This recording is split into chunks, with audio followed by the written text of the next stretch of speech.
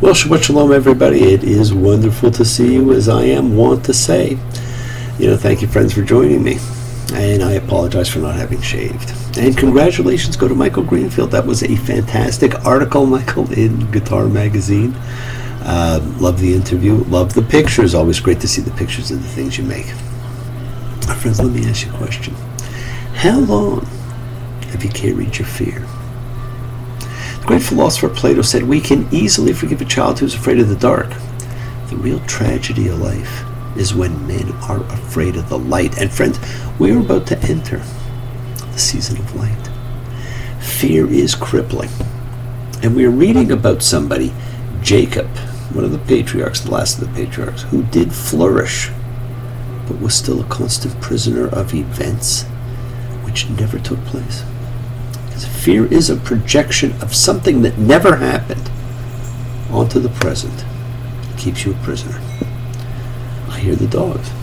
Now, the twin festivals of light, which are almost upon us, takes place during the darkest time of the year, the month of Tevet or Capricorn, because that is the part of the year to the ancients ruled by fear and by time, and fear and time go inexorably hand in hand.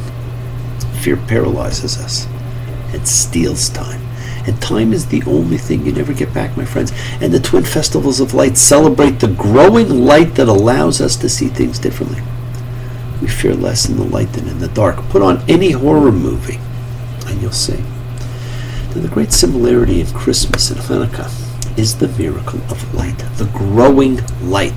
For Christmas, it's about a great light coming into being. For Hanukkah, there's a small light growing larger and larger as we illuminate first one and ultimately 8 candles, increasing the light of the world, allowing us to see and allowing us to honor a miracle, survival of the people and of the religion, a miracle, wonder of wonders, miracle of miracle. God took a Daniel once again, a great song from a great show. There are countless miracles in our lives. We just have to see them. In Genesis 33:4, we're told that Esau ran to greet Jacob, embraced and kissed him. The ultimate love of brother for brother. What a miracle in itself that is. Esau, well within his rights to continue to hate, obviously harbored no grudge. So who had really suffered? I believe it was the one whose life became motivated out of fear. Esau alone weeps at the reunion. Jacob stays impassive, and we saw that he puts forward his belongings in the order he's willing to lose them. Concubines and their children, Leah and hers, and then finally, Rachel and Joseph, the only ones he truly treasured. And he calculated it in expectation of retribution, all because of his fear. And he ends the reunion as it began with deception. He convinces Esau to return home to Seir to await him while he runs in the opposite direction so that he will not have to see Esau again. And the brothers are actually never mentioned again as brothers. Aristotle had said, he who has overcome his fears will truly be free. Friends, what do you need to be free? Do you know which fear, if any, imprisons you? When you walk through a storm, hold your head up high and don't be afraid of the dark. At the end of the storm is a golden light and the sweet silver song of a lark. I love the Man of La Mancha. What a great show. I have to see it next time it comes around.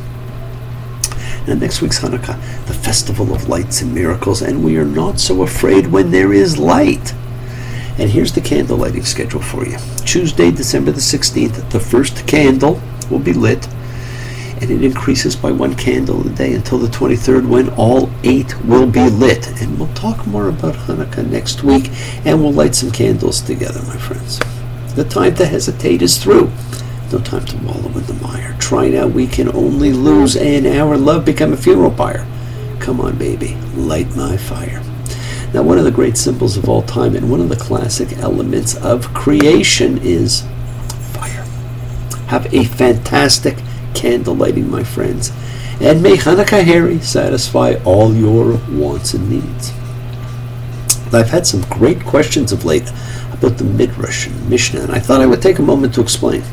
The Midrash is the body of exegesis or interpretations done by the rabbis of the Tanakh. It was the rabbinic hermeneutics which became the Talmud ultimately. And probably the most famous and most quoted would be the Midrash Genesis Rabbah, which I have mentioned before. It comes from Judaism's classic period of the 3rd century, forming an Haggadic commentary on the book of Genesis. Friends, the Torah is a study in beginnings. It tells us not only what happened, but why. Today we read Genesis as a book of how Israel saw the great past unfold. But the great framers of the Midrash in the 3rd and 4th centuries, they saw it differently. For the rabbis who created Genesis Rabbah, the book of Genesis tells the story of the Jewish people in the here and now. For them, what happened to the patriarchs and matriarchs signals what will happen to their descendants. So the importance of Genesis for the sages derives not from its lessons about the past, but its message for Israel's then present and its future. See, to them, what Abraham, Isaac, and Jacob did in the past shaped the future history of Israel. The interest is not merely in history as a source of lessons. It is history as the treasury of truths about their here and now, and about tomorrow. And it transformed the picture of the past into a prophecy for tomorrow, because in their own day, they entertained deep and dreadful forebodings about Israel's prospects. We know the Midrash Genesis Rabbah came to closure in Israel around the 4th century. Friends, one of the most significant events in history was taking place. The Roman Empire was becoming Christian, and Judaism from that time to now had to address a world in which the truths of Christianity and not Judaism were found to be self-evident. There was a 2-part change occurring, which our sages were caught up in. Rome became Christian, and a formerly despised and illicit religious group took power. And at the same time, Julian, whom Christians have called the apostate, became emperor. He brought back paganism and, like Nebuchadnezzar before, allowed the Jews to rebuild the temple. This sounds great, doesn't it? A rebuilding of the temple. This was part of his program of embarrassing Christianity and proving Jesus was wrong. See, the Gospels showed Jesus predicting the temple would never be rebuilt. But a rebuilt temple proves him wrong along with everything else. And Israel would regain the sacred city of Jerusalem and its holy altar. And God would receive the sacrifices so long suspended. It's about 300 years since the temple had been destroyed. And by Israel's hopeful reckoning, the world would conclude the sorry history it had just gone through. Now, unfortunately, within the year, Julian died on a battlefield, near Babylon, actually, where the majority of Jews had lived. Christians reported his final words as, "Galilean, thou hast triumphed." Not quite a Father forgive them, but it's pretty good karmic last words. Christians now claim that the Antichrist was dead, and that Christ's rule would endure for millennia. So the Christian world concluded that Jesus was now finally vindicated as the Christ. Suddenly, things changed. And a policy drawn from the program against paganism suddenly limited Israel's right to the security and freedom that nation had enjoyed. Their institution of self-government in the land of Israel, the rule by their patriarch, came to an end. Standing on the gallows with my head in the noose, any minute now I'm expecting all hell to break loose. People are crazy and times are strange. I'm locked and tight, I'm out of range. I used to care, but things have changed. So the 4th century became the first Christian century, and the West was changed forever. This, my friends, is the background through which the Midrash was written. And the sages of Genesis Rabbah turned it into a message for Israel's living history, and they did this by metaphor. They made Rome Esau or Ishmael. The identification of Rome as Esau was a fresh idea. In the early Mishnah, about 200 years earlier, Rome was a place, not a symbol. In Genesis Rabbah, Rome is symbolized by Esau. because Esau is sibling. Esau is relation, competitor, enemy, brother.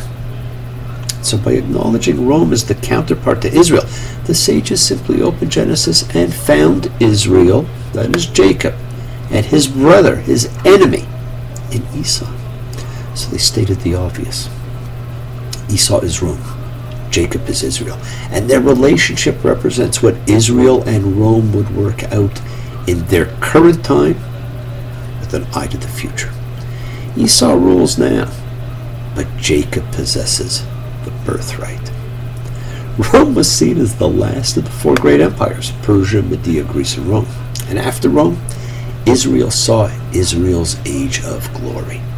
The sages were basically saying, Rome and Christianity are an heir of Abraham, as the texts claim. But we remain the legitimate Israel, the bearer of the birthright. We, not you. So you are our brother Esau, Ishmael, Edom. What a fantastic projection of hope for the people. Now, speaking of people and of this season of sharing and giving, peace on earth, goodwill to men, I observed a couple of very interesting incidents on the subway the other day. A couple was standing in the middle of the car, and in front of them was this frail, feeble-looking young woman, all bundled up and balancing a bunch of things, as we are often wont to do. And, this fellow says to her, "Why do you stand and block the door, keeping people from easily entering and exiting?" I have to say, during all of the stops that I sat there and observed them, no one had tried to enter or exit from that door while she was standing there. She apologized and started to move, and the fellow's companion says, "You stay right where you are, don't move." I know sometimes you have to stand and lean by the door to keep balance. I know I do. And this poor woman didn't know what to do anymore. She moved this way and that way. And the couple continued arguing with each other about whether the person should stand there or not. It was like watching the angel and devil we tend to carry within us, or that sits on our shoulders like we see in all the cartoons, yelling back and forth at each other. Then a few minutes later, this elderly woman enters and asks this person if they could move their bag from a seat so she could sit down. The person looks at her and said, "No." I was quite stunned. The season of light and miracles is upon us. Peace on earth, goodwill to man. And friends, now that Jacob has fooled Esau into going home, he feels relatively safe. Vayeshev, and he's settled. We're about to begin the Joseph Chronicles, one of the most fascinating characters in our history and our mythology. Dreams, sweet dreams for me, dreams, sweet dreams for you. And perhaps in honor of it, I had the most incredible dream the other night. I considered it a Christmas Hanukkah dream. I know we all dream many dreams every night. And some of us remember every dream and every deal, and some remember so little that they swear they don't dream at all. I fall into the latter category, even though I know we do dream.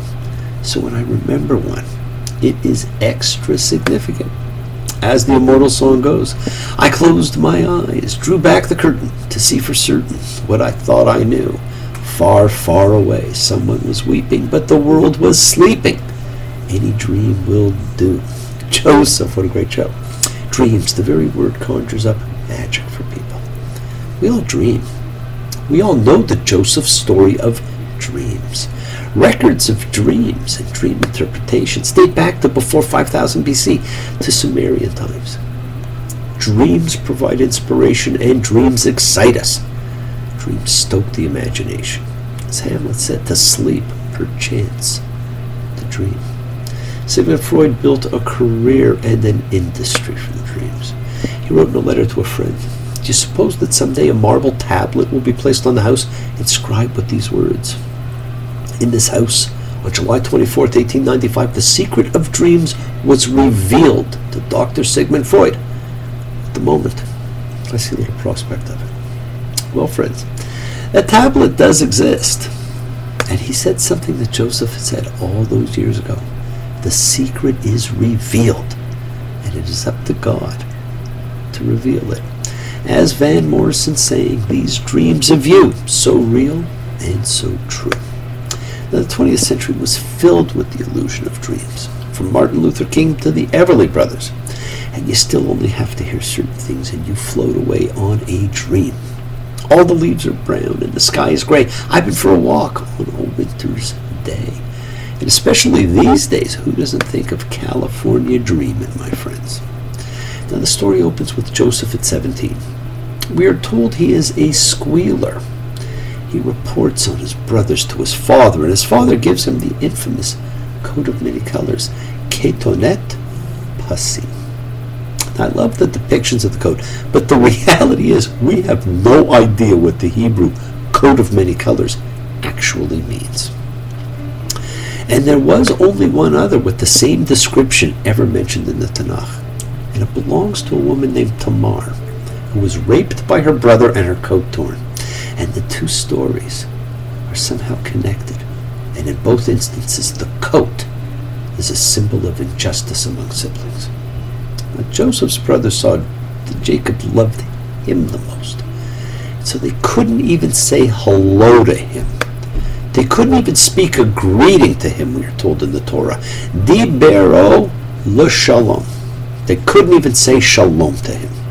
Now, don't forget, this is after 17 years of watching this favoritism take place. And they say shalom to everybody. So what happens? Joseph has a dream and he decides to tell his brothers, and they hate him even more.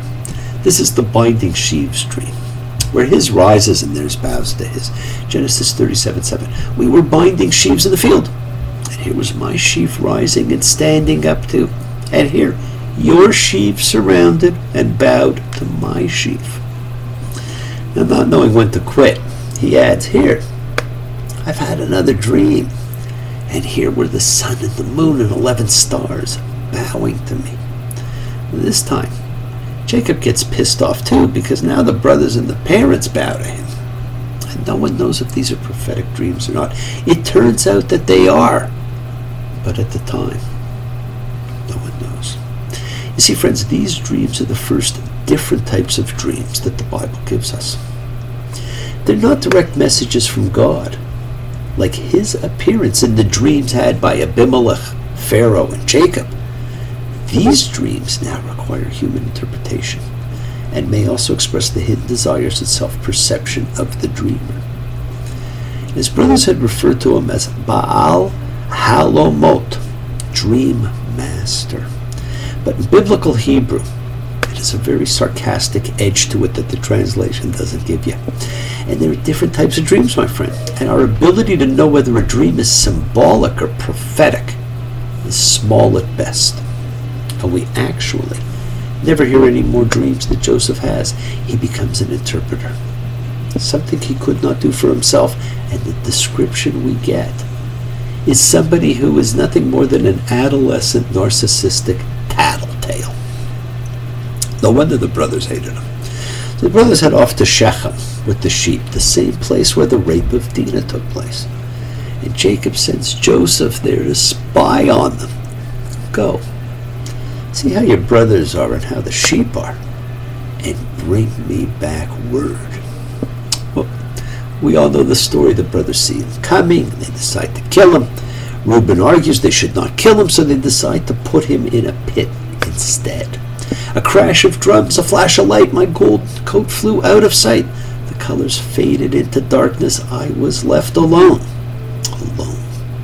and in the dark. Now, there has been much discussion, my friends, about types of pits and what this means. We read, the pit was empty. There was no water in it. Rashi took this to be redundant. If it is empty, of course there's no water in it.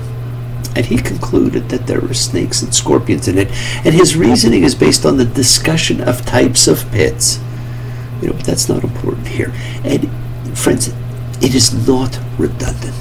Two things are actually conveyed in its description of being empty. It conveys that he is alone and helpless. And the fact that there's no water in it conveys that his survival is in danger.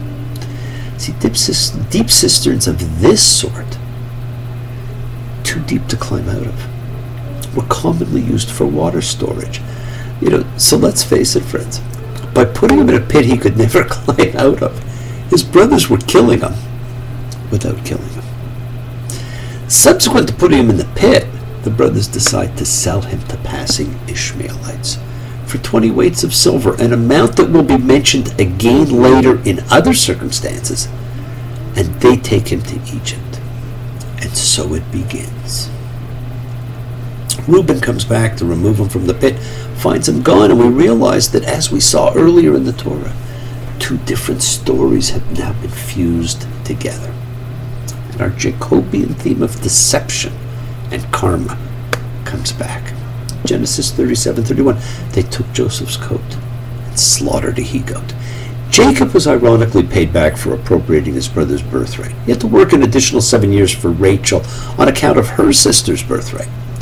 Now he is paid back for appropriating his brother's blessing. He deceived his father using his brother's clothing and the meat and skin of a goat.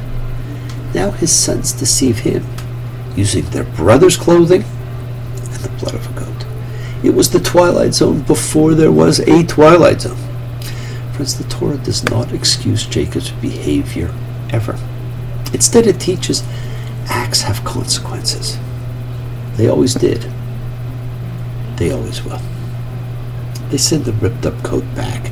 Jacob recognizes it and concludes that a wild animal killed his favorite son, and he goes into mourning.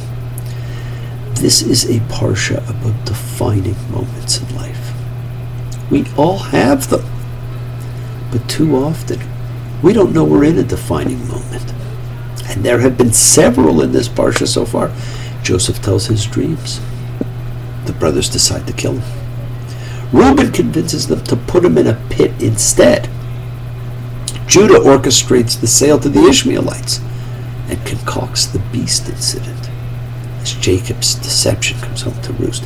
All of these are defining moments, and there will be more. And as I thought about these, I thought of some of the defining moments in my life.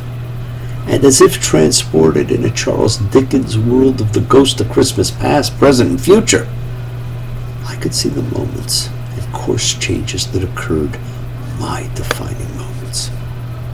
Would I do something differently? You bet. What, my friends, are your defining moments? And do our moments define us, or are they encounters along the way to who we need to become? Do we ever know our defining moments? If we recognize them at the time, think hard before some of our actions. See the field laid out in front of us. In this, our year of what if? What if? What if he was not sold? Would there be no karmic return for Jacob? I hear dogs. Would Joseph never have become father to Pharaoh? That strange and interesting term. Would we have ended up with possibly no survival due to the famine? Everything that happens does happen for a reason. Now, there's this very strange break in this parsha. For the story of Judah, Yehudah, to be thankful, the ancestor of the Jews, the only brother to get his own Bible story. And a strange story it is. It takes 20 years to develop, giving us our first view of levirate marriage and onanism. And the second instance of a woman veiling herself. And it's a mini karmic tale inside of a larger karmic tale. And it gives us our first reference to sacred prostitutes, Akedeshah. And ironically, it's a story involving a woman named Tamar, but not necessarily the same Tamar as the one of A Coat of Many Colors fame. But friends, the audience would recognize the parallels, and she too gives birth to twins. The elder puts his hand out, and she ties a crimson string on it, and he pulls back in. And when the kids are born, the younger comes first. And so the story of the younger ahead of the older repeats in a further genealogy of usurping firstborn rights. Wow! Something for everyone. A tragedy tonight. Fade back to Joseph being bought by Potiphar. Another defining moment as the fate of a nation changes. And in a very interesting twist of fate, Mrs. Potiphar, it sounds funny to call it Mrs. Potiphar, accuses Joseph of trying to rape her, and Joseph now becomes the victim of a deceiver.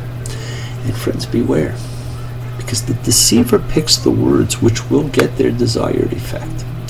He's put in prison, where he meets the cupbearer and baker, and Joseph's career as dream interpreter is about to begin. So the first divine power possessed by a human in the Tanakh is shown to be the interpretation of dreams. And we all love a good dream interpreter. At the beginning of his story, he appeared not to be aware of the prophetic import of his own dreams. But now, he's able to interpret the dreams of others. Next, he will be able to interpret the dreams of Pharaoh, affecting the destiny not just of his own family, but of nations. Friends, share the defining moments of your life with your family and friends. Thank you all for joining me. Share and honor the miracles of your life. Give thanks, share, care, love your family. Be well, be happy, be thankful, be grateful, be blessed. Share those blessings and never stop dreaming. I look forward to seeing you all next week. Sweet dreams till sunbeams find you. Sweet dreams that leave all worries behind you. But in your dreams, whatever they be, dream a little dream of me. Love you all. Have a fantastic candle lighting, a wonderful start to Hanukkah, and we'll do some candle lighting ourselves next week. Be well, be happy. Love you all. Thank you again for joining me. Take care. Shabbat Shalom.